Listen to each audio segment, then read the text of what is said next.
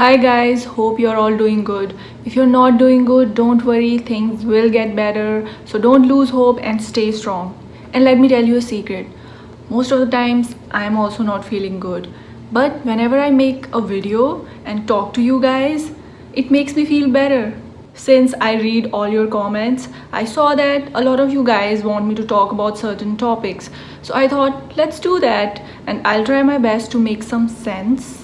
Total Imperfection 32 asked, why is it hard to accept and how to accept that everyone's journey is different and how to not compare your life with that of others? It is hard to accept because of all the conditioning we've had since the time we were born. It totally decides how we perceive things. We are told what we should consider right and what we should consider as wrong. And I think somewhere it's like our inherent nature to judge other people.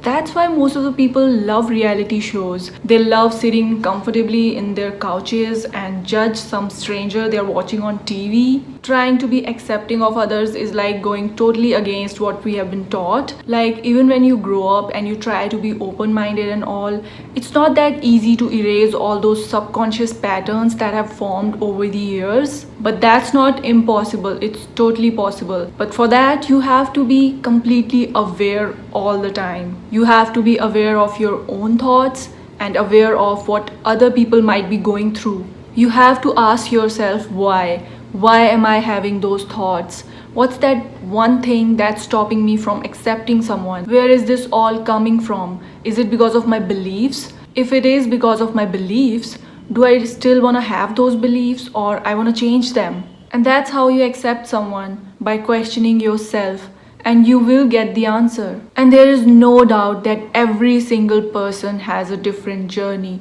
No two people can have the same life experiences. And those are the things that make you who you are. And I think that's beautiful that we are all different because that's what makes us human. If we were all the same, we would be running after the same things and there would only be wars. And that's also the reason why you should not compare your life with others. It's sad that competition and trying to be better than others is such an integral part of our society. Healthy competition is fine, but these days it's mostly unhealthy because it's making people anxious. Earlier, the competitiveness was reserved for studies or career.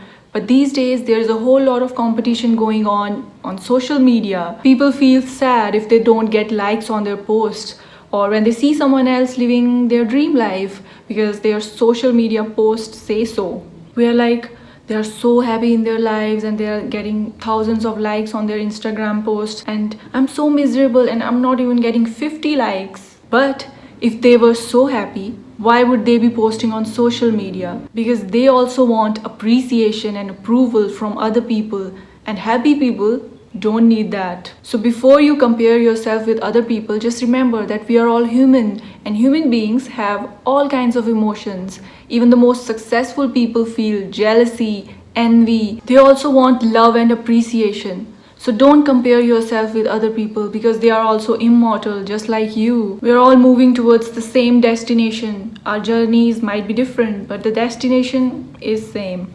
Stuti Jha asked, how to stay positive. It's hard to stay positive all the time. Even I can't stay positive all the time.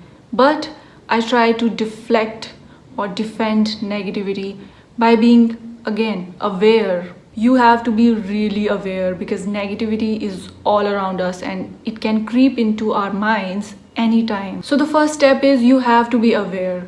Like, okay, I am feeling negative right now, but I don't want it to ruin my day. So what should I do next? Now, meditation is of course the best way, but I know not everybody can do it. So you have to find something that induces good emotions in you. It can be anything like watching a video, talking to someone, shouting out loud, or dancing, or watching a funny TV show or a funny movie. Whatever floats your boat, as long as it's not bothering others. The key here is stop that negativity right at the start because once it takes control of your mind, it's not easy to get out of it.